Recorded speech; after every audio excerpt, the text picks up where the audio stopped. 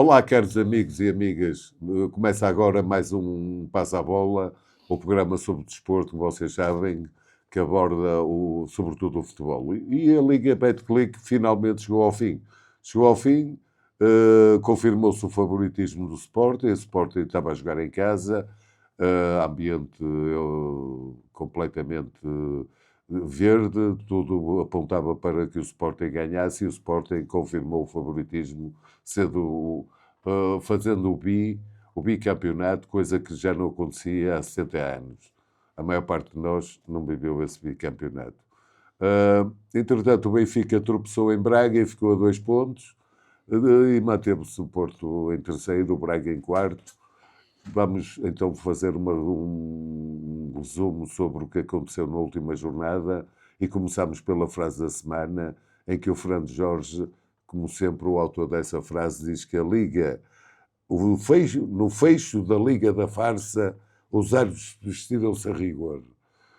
Fernando Jorge, tu queres dizer com esta frase que os árbitros ajudaram também no fecho da Liga à festa? Mantiveram o mesmo critério, a mesma qualidade ou não qualidade que foram demonstrando ao longo do campeonato? Bem, antes de mais, o olá para ti e para o Moreno e para os espectadores que nos vão acompanhar. Essa frase emboca no jogo do Benfica. No Sporting não tivemos assim, em termos de arbitragem, não houve problemas. Antes de mais, quero dar os parabéns ao novo campeão, ao Sporting. Foi a equipa menos má durante a época do campeonato, durante a competição. A estrutura do Sporting trabalhou muito bem em todos os campos. Não tem culpa dos outros estarem calados ou mudos ou à espera que aconteça alguma coisa ou que caia de alguma figueira uns figos maduros. Portanto, o Sporting, com todas as incongruências e todos os problemas que teve ao longo da época, este ano é um campeonato, é uma liga da farsa, porque isto não vamos a lado nenhum com esta orgânica, quer da Federação Portuguesa de Futebol, quer da Liga, porque tivemos um campeonato fraco, na minha opinião, em que o Sporting foi o melhor dos fracos, o melhor dos fracos, o menos mau. E ganha com todo o mérito, como é normal, no fim do campeonato. Vários treinadores, o Sporting teve 3 treinadores, esteve quase a perder o campeonato por um erro de gestão do Frederico Varandas, portanto, do presidente do Sporting. Acho que fez mal em apostar no João Pereira. Portanto, atrasou um pouco. A compensação do João Pereira aconteceu com os 11 jogos, isto é muito importante, dizer isto, com os 11 jogos que o Amorim fez, em que teve 11 vitórias de início, isso é muito importante. É uma rampa de lançamento muito importante. O Benfica também teve dois treinadores, não foi a tempo, o Bruno Lage, fez algum bom trabalho, pecou em algumas situações, que depois nós, no fim, no próximo programa, vamos fazer um rescaldo do campeonato e das equipas participantes. Hoje vamos nos referir só, basicamente, aos jogos. Relativamente a esse rigor, podemos já começar, porque é que eu coloquei essa frase, pelo jogo de Braga. Tivemos um Benfica, enfim, que entrou mais uma vez, até entrou bem no jogo, uma alteração do Bruno Lage, que tirou o Di Maria, que eu sempre disse que o Di Maria era um indivíduo bom e para ser bem aproveitado em larga percentagem, quando a equipa adversária estivesse mais cansada, ou mais fraca, ou mais desgastada, o Di Maria fazia a diferença e ele meteu o Di Maria na segunda parte.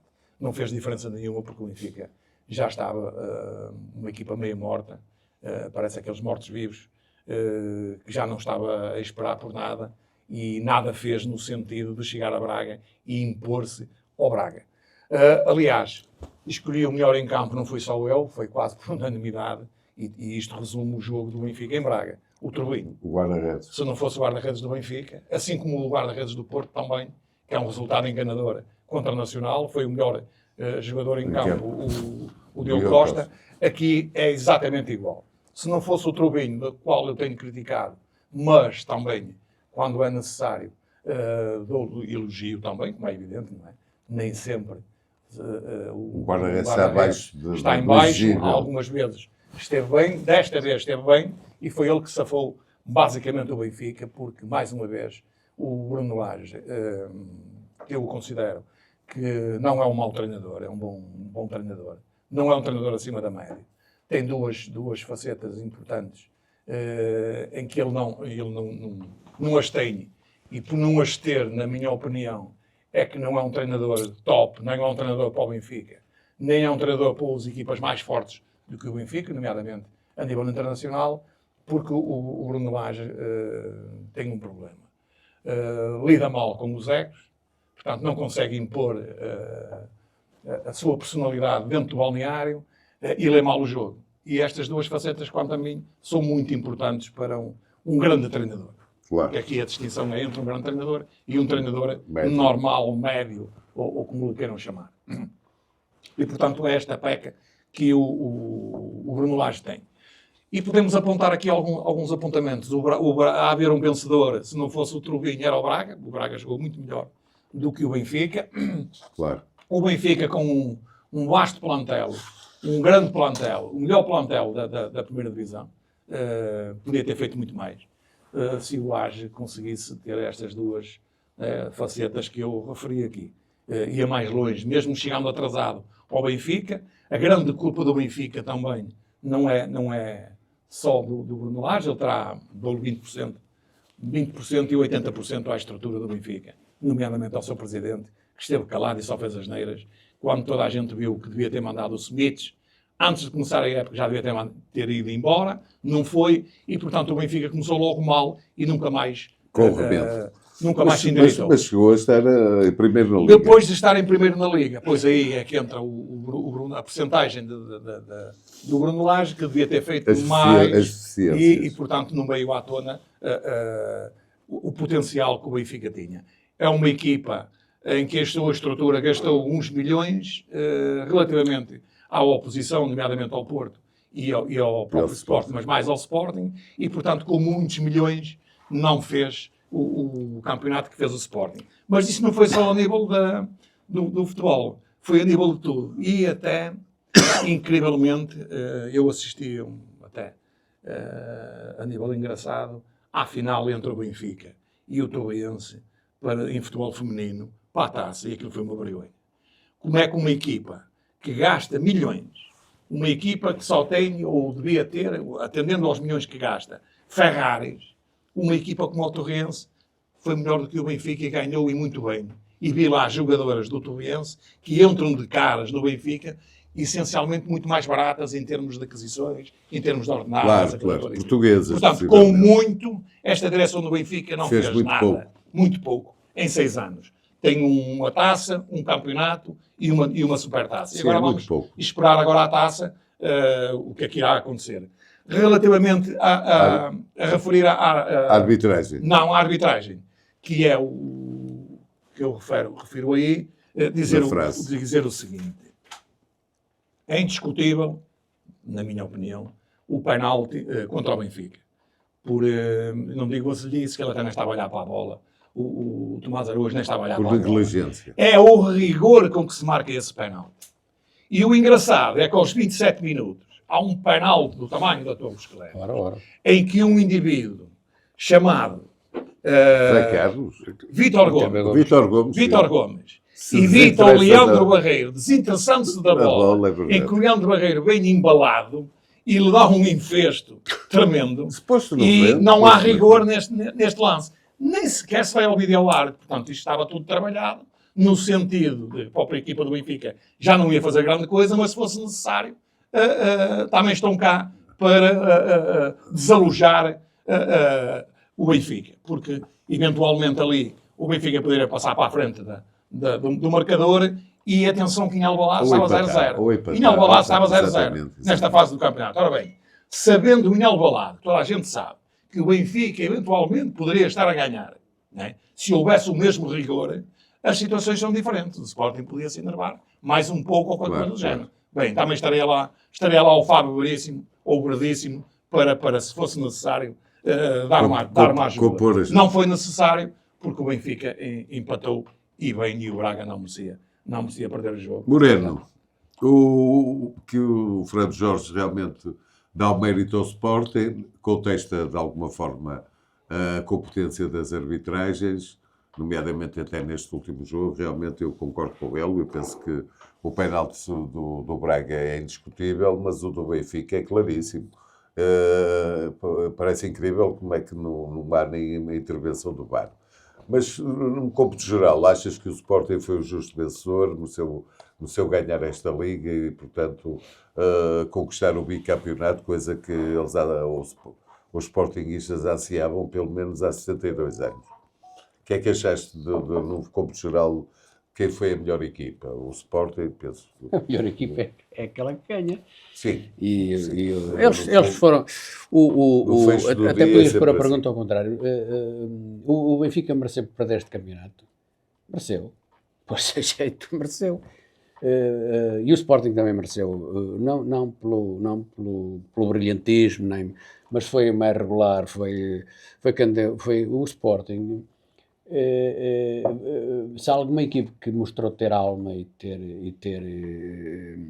brio e empenho, eu ia falar depois na organização. Um jogador fora da caixa. Se alguém que teve isso tudo foi o Sporting. Mesmo os jogadores fora da caixa, já há clubes que os têm e depois desperdiçam-nos ou desmoralizam. Ali houve sempre o cuidado de o tratar. Estás a falar do Gyökeres, com certeza. Do Gyökeres, claro. Ali houve sempre, a estrutura teve sempre o cuidado de o tratar, de lhe dar, de meter no lugar dele, de o apoiar devidamente, que é um miúdo novo. Ele já esteve noutros lugares e não brilhou como brilhou aqui. Sim. Não é? Sim. Portanto, alguma coisa haverá Sem ali. dúvida. Relativamente à organização, o Sporting isto está para durar, que essa é que é essa. O Sporting, aliás, é a única equipe que tem um projeto, que tem uma liderança, e para durar. Porque tiraram os empecilhos do caminho. O Varandas tirou aqueles empecilhos que existiam e pesos mortos que estavam lá do tempo dos Brunos de Carvalho e dessa gente toda. O Varandas chegou ali, foi a mesma militar. Ele fez uma limpeza, preparou-se bem, viu aquilo que não devia ser feito, aquilo que se fez no tempo que ele acompanhou o Bruno de Carvalho. Ele viu tudo aquilo que não devia ser feito. Mais do que aprendeu o que não devia ser feito. E depois passou à prática. E bem, começou por tirar os monos do caminho, os claques, aqueles torres todos. Neste momento o Frederico Varandas foi logo bem sucedido no princípio, não é? Digamos que o apogeu do Varandas é quando contrata. Os projetos são assim. Quando contrata o Rubem Amorim. Sim, o Rubem Amorim. Deu 10 milhões. Mas o Rubem Amorim cai ali. Na altura foi uma decisão muito controversa. Era uma jogada de grande risco. Cai ali, do céu, o Rubem Amorim. Não. Ele foi criticado. O Varandas foi criticadíssimo na altura. Aí foi tudo porque foi a primeira vez que alguém deu dinheiro na Liga Portuguesa, dinheiro para um treinador. Era muito dinheiro, e o Rubem Amorim ainda tinha poucos anos de treinador. E agora, bem gasto. Mas deixa-me explanar o que tu queres. Porque também aí há uma turbulência e uma narrativa que também não cola. O Amorim, aquilo deve-se tudo ao Amorim. Depois, a seguir, deve-se tudo. Não é verdade. Também a prova está à vista. Ele está em Manchester, tem dinheiro que lhe palha velha e aquilo não está a correr bem. Sim. O Amorim foi uma peça necessária à engrenagem e correu-lhes bem e fez um bom trabalho, conseguiu... Mas ali a virtude está no projeto. Também é uma teoria que o Amorim, uma vez que depois dele sair aconteceram muitas lesões, que o Amorim tinha deixado o plantel completamente estourado e as lesões. Isso são narrativas. Eu acho que é pura especulação. Isso são narrativas. O Amorim fez um bom trabalho. Preparou tudo bem preparado na parte que lhe respeita e funcionou e deixou aquilo a funcionar. Depois, há uma coisa que ultrapassa a estrutura, que foi a forma como ele sai, que pelos vistos a estrutura até tinha tudo preparado para ele sair, e o Ruben é que roubou a corda e deixou os meninos nos braços. E aquilo começa a correr mal ali durante um período, porque ultrapassou a planificação da estrutura. Aquilo é um erro de casting, a história do João Pereira. Sim. Mas que é ratificado, logo na primeira oportunidade, é ratificado. Com a entrada do Rui Borges. Entra o Rui Borges, que seja, diga-se o que se disser do Rui Borges, pode ser bom, pode ser melhor, pode ser pior. O que é certo é que, cumprindo os preceitos que estavam estabelecidos, com uma série de problemas, o Sporting este ano teve, nomeadamente já no período do Rui Borges, o Sporting teve muitos problemas, muitas lesões, ali castigos, houve ali uma série de problemas ali a meio, que foram difíceis de ultrapassarem. E eles ultrapassaram. Sim. Isso deve ser quê? É o Rui Borges? Penso que sim. Se calhar também, mas é a estrutura. Metam na cabeça.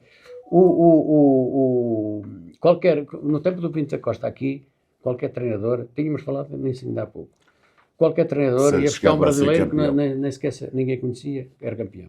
Pegava num adjunto, era campeão. Não era o treinador que se devia, a estrutura. As coisas funcionam assim. E o Sporting merece. Mas de alto a baixo, eu já tenho os parabéns a toda a gente que conheço do Sporting. O Sporting merece de alto a baixo este campeonato por tudo o que atravessou, por tudo o que teve que vencer e com uma, como é que é dizer, mantendo a identidade, sem hipotecar nada a ninguém. Não me esqueço dos tais informações de arbitragem, mas isso também faz parte. O aproveitamento mas isso também faz parte. De jogadores jovens, portanto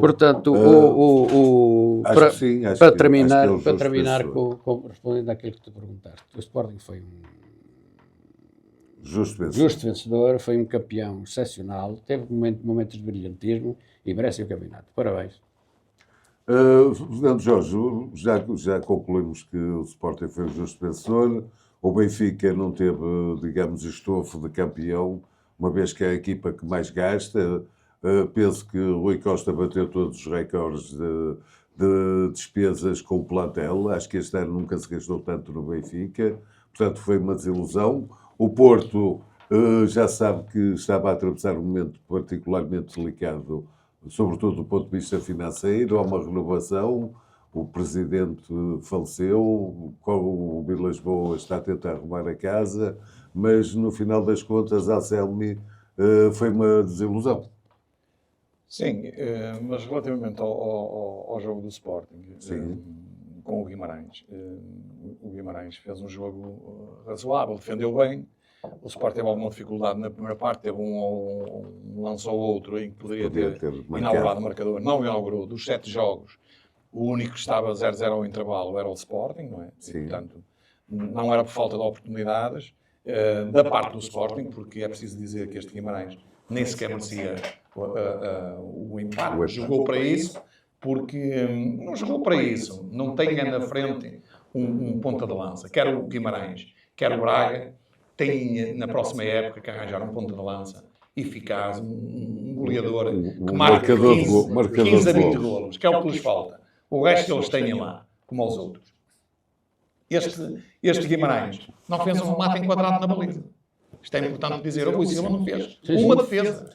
Uma defesa. Pronto.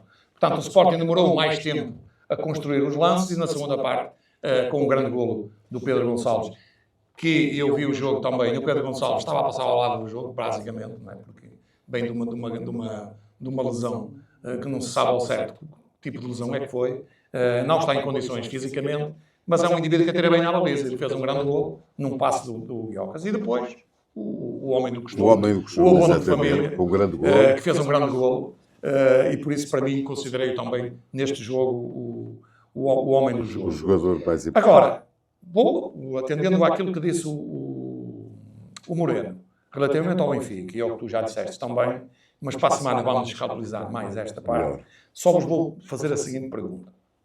Qual é a diferença entre uma equipa que tem um projeto chamado Sporting e a diferença que tem uma equipa com mais dinheiro chamada Benfica que não tem projeto?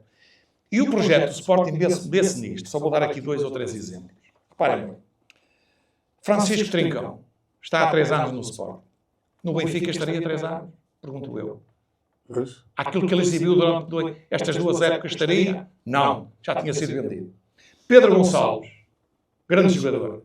Estaria no Benfica? Também já não estava. não é? Mas do Sporting manteve-se. O Guiocas estaria, com o campeonato que fez o ano passado, acima da média, um goleador nato aqui no campeonato português. Não é? Depois dos outros vamos ver, não irá ser com essa facilidade toda que marca aqui, mas muito acima da média, estaria no Benfica, não estava vendido tão bem. Já temos 3. Isto é só um exemplo. O Gonçalo Inácio há 4, 5 anos no Sporting. O Diamond há 2 anos ou 3 no Sporting. O Quaresma, que manteve-se lá, saiu, foi coisa, o Mourinho deu-lhe uma oportunidade, veio e agora não sai de lá. O Morita, 2 anos no coisa. O Catano, mais 2 anos. Este Zé Bastos veio agora e o Maxi Araújo. E o Rui Silva, que eles foram de Qatar, sim, para a baliza. Portanto, são as 3 aquisições que o Sporting fez. E não jogou o Olsman, não é? Que é a primeira época que está a fazer e provavelmente fica no Sporting outra vez. No mínimo, o Sporting mantém os jogadores 2, 3, 4 anos. Ora, aqui detecta-se que há um projeto da estrutura. No Benfica não há. O Benfica vende-se os melhores. Às vezes até chegam a fazer só meia época. E são vendidos por 120 milhões. É certo que podem dizer assim, mas o Enzo, 125 milhões ou 126? Era recusado. Era recusado. Ok, é. Mas quantos Enzos é que o Benfica teve? Quantos mandou embora? Gonçalo Ramos, João Neves. E agora pergunta-se. E o Benfica mandou esses indivíduos todos embora para recuperar, para baixar o passivo, recuperar para fazer uma melhor equipa, para ir buscar melhores jogadores? Não.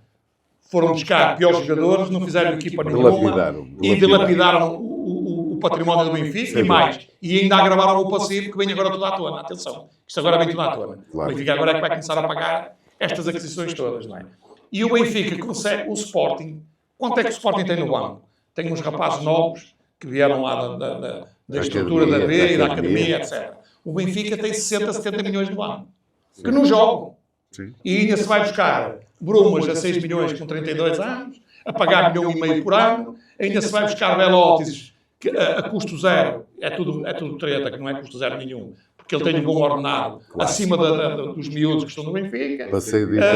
E, portanto, um Artur Cabral que custou 20 milhões e não joga, um Amnoni, que eu não sei onde é que ele joga, mas, claro, a coisa correu mal, porque se fosse bem o Benfica fosse campeão, acredito que era um caso de polícia, porque o Sr. Rui Costa, presidente do Benfica, era capaz de o adquirir e acionar a cláusula dos 18 e ele ficava por 24 ou 25 milhões. Ou porque não tem lugar no Benfica, quer dizer. Claro. E agora vamos ver o Benfica como é que vai fazer isto se não vai vender os melhores. Pronto, e os melhores. Isso vai ficar para a próxima Fica para a semana. Portanto, uma vitória indiscutível. O Porto bateu o 3º lugar, repetiu o 3º lugar. É uma classificação muito aquém das aspirações do Porto. O Porto era um crónico campeão ou então ficava sempre em segundo. Pensas que é uma época decepcionante? Os adeptos têm que estar tristes, mas o que é que tu achas? Não. Achas que o Vilas Boas tem pontos para se defender, uma vez que herdou uma gerência que estava completamente falida? Não concordo com isso. Concordo que o problema que o Porto teve este ano, a decepção, não é decepção nenhuma. Só é decepção porque o presidente, chamado Vilas Boas, é que pôs a fasquia muito alta. Sim. E isso é que é de lamentar, porque o Vilas Boas é um treinador de futebol. Foi treinador de futebol. E é treinador de futebol. E sabe de bola de certeza absoluta, mais do que eu. Portanto, ele é que pôs a fasquia alta. Ora, repara, se o Vilas Boas, atendendo a que o Porto estava falido, atendendo que se o Pinto da Costa continuasse, iam entregar as chaves ao senhorio, como eu costumo dizer. Mas ninguém tenha dúvidas disso. Não é? Porque as dívidas eram tantas e a acumulação era tanta que eles iam entregar como aconteceu ao Boa Vista. Como está o Boa Vista. E a falta de liquidez. Exatamente. Pronto. Portanto, o Vilas Boas pôs a fasquia muito alta. O Vilas Boas devia ter dito que era um ano zero, iam tentar recuperar o clube economicamente, claro, e depois iam, passo a passo, começar a estruturar para o Porto voltar, não àqueles tempos áureos, mas a ser competitivo. Isso é que é importante. E se o Vilas Boas tivesse dito isso à massa associativa que votou nele, não é? Não aos outros, que a gente sabe porque é que os outros estão contra ele, toda a gente sabe, não vale a pena estar aqui a falar. O Porto não tinha sido decepção nenhuma. Ficou em 3º lugar, ficou num bom lugar. Que era isso que se projetava, porque o Porto é a equipa, eu já disse isso aqui, volto a dizer, é a equipa mais fraca do Futebol Clube do Porto nestes últimos 10, 15 anos. Sim. Ninguém tenha dúvidas disso, não é? E, portanto, fez um bom campeonato, porque ficar em 3º não é mau. fica no pódio. Sim, Né? mas Agora, neste o problema é as expectativas que se colocam à volta disso. Sim, E neste jogo... Mas mais uma vez sim, não ir à Liga dos Campeões. Sim, certo. Mas isso... As receitas... mas isso até o Benfica agora vai fazer 2 eliminatórias. Atenção a isto. Aí tem que fazer O duas. Benfica tem que fazer 2 eliminatórias para ir para os 24, para os 32, não é? Para os 32, não é? Portanto, é preciso ter cuidado com isso. E atenção que vai lá estar o Mourinho, Não vai ser não é? E o fácil. Rui Vitória e outras equipas, em que o Benfica vai ter que dar a perna. Para já, vai ter que começar mais cedo. Quer o Benfica, quer os outros. Sim, sim. Vão ter que começar mais cedo. E isso significa que começar mais cedo obriga a ter que ir ao mercado e a resolver as coisas mais cedo também. O Benfica tem que voltar em agosto. Mais o Mundial e não sei o quê. Vamos ver como é que os jogadores do Benfica, que tempo é que vão ter para descanso. Porque parece-me que vai ser pouco. Esse é que é o grande problema. E qual vai ser a equipe? Esse é que vai ser o problema. E como é que isto vai ficar? Não é? Claro. Pronto. Porque há uma decisão que a taça também vai ser importante também nesse sentido. Agora, mas achas que o Porto, então, relativamente a aquém das expectativas? Sim, relativamente a este Porto, neste jogo, foi um jogo que as pessoas, se olharem para o resultado, até acham que o Porto que jogou bem e que jogou com grande facilidade. Não, senhor. Se houve equipa que jogou aqui taco a taco com o Porto, foi este Nacional. Eu vi o jogo também, embora indiferido, não posso ver ao mesmo tempo, como é normal. Claro. Deram todos à mesma hora, mas depois acompanhei estes jogos em diferido. E o que eu vi foi, como no Benfica, o melhor homem em campo, ou o melhor jogador em campo, foi o Diogo Costa do Porto, que fez 3 ou 4 intervenções de grande categoria, não é? Muito bom. E que levaram a que o Porto não estivesse a perder, ou tivesse perdido este jogo e tivesse outro resultado. Quero aqui dar os parabéns a um treinador que eu acho que tem grande futuro, chamado Tiago Margarido. Não acredito que ele vai ficar aqui no Nacional. Fez um grande campeonato. Conseguiu estagnar. O Nacional estava a caminho de descer para a segunda divisão. Em janeiro eles foram fazer aqui com o seu presidente, fizeram aqui algumas boas aquisições, ou daquilo que necessitavam, e fizeram um bom campeonato, jogaram sempre taco a taco, sem medo nos campos onde foram jogar, e amelharam uns pontos suficientes para se safarem. Sim, fizeram, portanto, um bom campeonato dentro das condições que têm. O Porto tem aqui alguma estruturação que tem que fazer. Vão sair uns 7 ou 8 jogadores, provavelmente, e vão entrar alguns mais ou menos. Se espera mais valia. Da mesma bitola. Vamos ver agora se vão trabalhar os técnicos todos. O Porto tem 4 treinadores de futebol, portanto acredito que podem falhar um ou outro, mas não podem falhar tantos jogadores, não é? E, portanto, isto vai ser um pouco complicado, quer para o Porto, quer para o Benfica também. O que está mais facilitado é o Sporting, e podem dizer assim, vai sair o Guiocas, ok, tudo bem. Mas eu acredito que o Sporting, com o dinheiro que vai ganhar do Guiocas, vai buscar outro jogador também, outro bom jogador. E, portanto, não podemos estar a fazer... Eu não acho que o Porto tenha feito tenha sido uma grande decepção, porque esperava-se isto, não é? E, portanto, esperava-se era que o Presidente tivesse posto um bocadinho de freio nas expectativas. Nas expectativas da massa associativa. Moreno, desceu Boa Vista, um histórico deste país, não é? E desceu o Farense. E foi à liguilha o Aves. O que é que tu tens a falar sobre estas equipas que desceram, nomeadamente... Confirmou-se realmente a derrocada do Boa Vista. Eu fiquei contente. Uma catástrofe. Fiquei contente que fosse o Farense e o Aves, ou que tem lá aqui é aquilo. O Aves veio à liguilha, ainda não desceu. Aquilo nem merecia andar. Vai jogar com o Vizela. Com o Vizela e estas equipes aqui, umas com as outras. Depois, e o Boa Vista? O Boa Vista é que dá mais pena, porque é um histórico. Prática é um histórico, é um clube porque que já foi campeão. Tenho uma certa simpatia. É daqui da nossa cidade. Era a minha equipe da cidade, dado que não podia ser do Porto. E tenho pena que tenha ido o Boa Vista, mas tenho mesmo pena, e que recupere rapazes, que deem a volta àquilo agora, porque não as paguem algumas dívidas, ver se ficam só pela... Fernando Jorge, uma das coisas que me surpreendeu ontem a ler os jornais esportivos é que o Boa Vista deixa a segunda liga, não é? Mas diz que apresenta os ordenados dos seus jogadores e dos seus funcionários completamente em dia. Isto será verdade? Ora bem, eu a semana passada disse aqui, relativamente ao Boa Vista, que é pena e lamento, até porque sou sócio do Boa Vista há 26 anos. Pois. Portanto, era lamentar, mas tudo se encaminhava para o Boa Vista descer este ano de divisão. Tudo foi feito nesse sentido. Ou seja, a nível da SAD, foi tudo mal feito. Portanto, já não é deste ano, é uma sequência Já veio destes últimos 5 anos. Não é por acaso que o Boa Vista, nestes últimos anos 5 todos, anos, não conseguiu ir ao mercado. Foi das poucas impossibilidade. equipas, ou eram outras. Mas o Boa Vista foi o único que manteve Em contínuo, 5 anos contínuo. em continuidade a não poder ir ao mercado. O que é um A semana absurdo, passada, que é um absurdo. a semana, com a vitória no AFS do Boa Vista, os deuses estiveram com o Boa Vista nessa altura, porque tinham perdido as outras duas equipas, e o Boa Vista vai ganhar fora. Nesta última jornada, os deuses não estiveram contra o Boa Vista, pelo contrário, estiveram a favor do Boa Vista. O Boa Vista é que não conseguiu ganhar o seu jogo, a Orouca, e atenção que tinha lá uma massa associativa de 2.000 e tal adeptos. Portanto, o Boa Vista é uma equipa resiliente, é um campeão nacional dos 5 únicos que existe aqui a nível do campeonato, ou da Liga Betclic agora. Claro. Portanto, é um dos únicos, o Belenenses também. Não é fácil atingir isto, portanto, os 3 crónicos não é problemas, e só o Boa Vista e o Belenenses é que atingiram este desidrato de serem campeões. Agora, relativamente ao futuro da Boa Vista, é uma grande incógnita. A única coisa que eu posso dizer relativamente ao Boa Vista é o seguinte.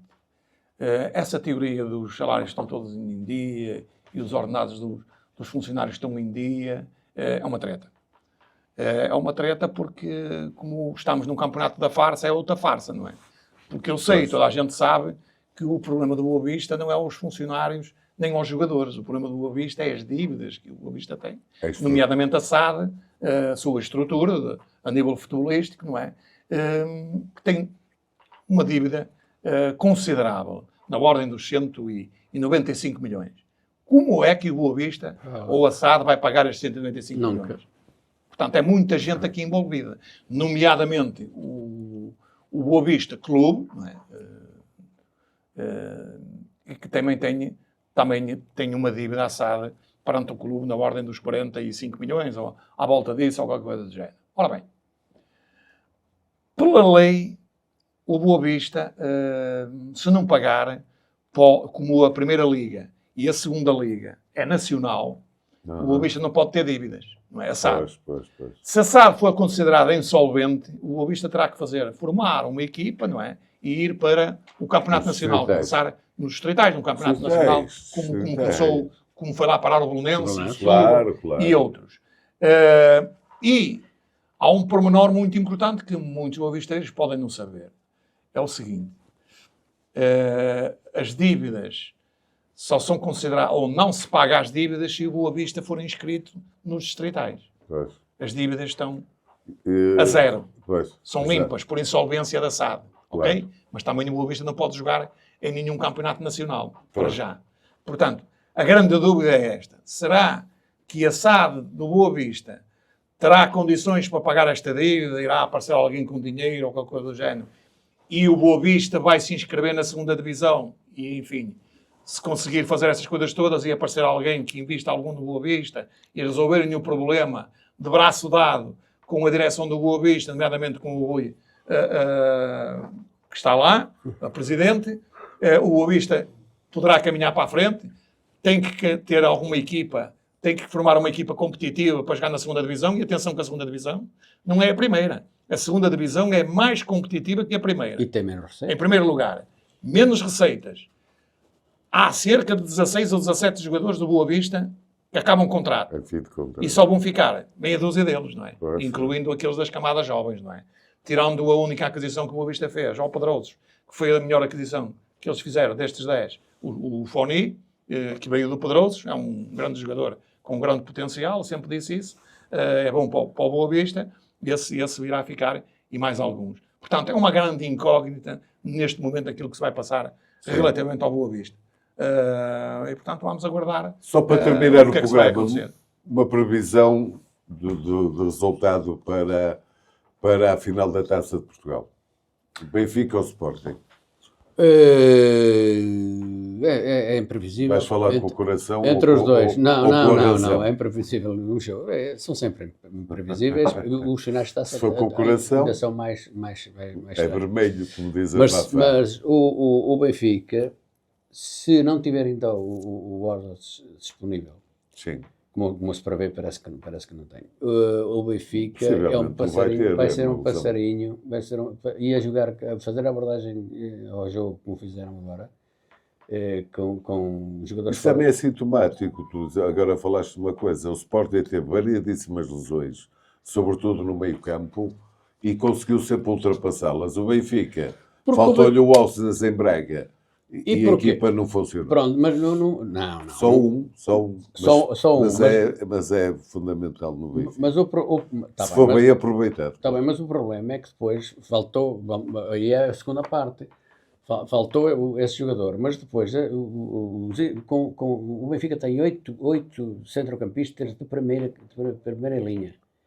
Agora, se não meter lá o indicado, o Leandro Barreiro encaixa em todos os lugares na equipa do Benfica. Aquele é o lugar onde rende menos. Não sei. Acho eu, isto é a minha opinião, e o jogo disse isso. O jogo disse isso mesmo. Acho que o grande equívoco do Benfica é apostar, por exemplo, no meio-campo no número 8, que é um número 8 vulgar, quando uma equipa boa tem que ter um bom número 8, e o Kochu será um bom número 8, mas é na Holanda. Em Portugal é fraquíssimo. Sim, isso é verdade, mas já Jorge, fez bons ainda é jogos. ainda é mais- mas já E fez então a bons tua jogos previsão no é o número 8. Sporting, sem o Alce, Sporting ganha tranquilo ao Benfica. Ganha tranquilo. Fernando Jorge, qual é a tua previsão sobre o Sporting Não, Benfica? não vou- não É vou- uma final, tudo é possível. Bem, é uma final completamente diferente do campeonato. E porquê? Não há pressão de parte a parte de ter que ganhar. O Benfica, Claro. nestes 2 jogos, nomeadamente contra o Sporting, Tinha contra que jogar, o Braga, tinha que tinha ganhar. que ganhar. E isso é uma pressão acrescida. Exatamente. Esta final da taça é um jogo completamente diferente. Em que as equipas vão para lá para ganhar, quer o Benfica, quer o Sporting, vão para lá para ganhar, mas, na minha opinião, é um jogo difícil de saber qual será o resultado. Não acredito que o Sporting vai ganhar com facilidade, assim como eu acredito que o Benfica também vai ganhar com facilidade. Mas é um jogo em que o Benfica pode mostrar que realmente podia ter ganho o campeonato. Sim. Neste jogo. Agora, tudo depende do treinador Bruno Lage, de quem irá meter. Nomeadamente o Osner, que faz muita falta, mas há lá jogadores que estão fora de forma e estão desfasados do melhor lugar que poderiam eventualmente jogar. Falo, naturalmente, no Leandro Barreiro, que para mim, atendendo ao plantel do Benfica, atendendo que sou um treinador, ou se fosse treinador, que gosto de jogadores competitivos e com alguma técnica, o Leandro Barreiro era um indivíduo de quem eu apostava mais. E apostava no lugar dele ali, a lateral direito. Tenho apostado noutros muito piores, nomeadamente no Tomás Araújo, que não é um indivíduo rápido, mas jogar a central é uma coisa que está habituado, e jogar a lateral é outra, e ele podia ter apostado aí e reforçar o meio-campo. E depois um indivíduo chamado Prestiani, que era o novo Messi. Onde é que anda? Que eu continuo a dizer aqui. O Prestiani não fica a dever nada, mas mesmo nada, ao Rodrigo Mora. Um joga no Porto, atendendo às circunstâncias, e o outro no Benfica não joga, atendendo às circunstâncias que tem mais vedetas, que custaram muito dinheiro e de vedetas não tem nada, foi muito dinheiro e ainda não mostraram o valor para esse dinheiro. E quanto a mim, o Benfica, e falaste há bocado no caso do Kochu, eu estou à vontade de falar no Kochu, que sempre o critiquei e vou continuar a criticar, embora esteja um pouco melhor, o Kochu, quanto a mim, ainda é pior do que o Calado no tempo que o Calado jogava no Benfica. O Calado jogava mais a bola do que o próprio Kochu. Porque eu vi o Calado durante um jogo, só em termos de comparação, eu vi o Calado durante um jogo em várias partes do campo. E o Kochu, eu vejo sempre no mesmo sítio. E quando vai à frente, ele vem a passo, só lhe falta arranjar uns bolsos, para ele meter as mãos nos bolsos dos calções, para ele vir para a defesa, a recuar. E é por aí que o Benfica, enquanto não tiver um centrocampista, um box-to-box de grande categoria, o Benfica não pode ser uma grande equipa. Exatamente. Agora, o Benfica não pode ser uma grande equipa também quando tem equipes como este. Em 3 anos foram buscar 3 mancos independentemente de ser o Renato Sanches Ao Paris ou Saint-Germain. o Paris Saint-Germain. E é preciso explicar isso. Claro. Mas 3 mancos a custar caro. Exato. Portanto, é preciso explicar isto. Esta é que é a grande diferença. Portanto, Então- relativamente ao jogo, 50% para cada lado. E só espero uma coisa. É que o árbitro seja à altura da partida Bem e que não óbvio. tenha influência no Bem resultado. óbvio. O resto, A nossa, estamos cá para analisar para a a semana. nossa sugestão e para o a final campeonato. da taça é que o árbitro seja um árbitro competente. O meu palpite para quem ganha é que realmente o melhor jogador da Liga vai fazer uma vez mais a diferença e o Sporting vai ganhar. Este é o meu veredito e com isto ficamos e desejamos uma ótima semana e que tenham todos muita saúde e muita alegria. Boa semana semana para para todos todos. e obrigado.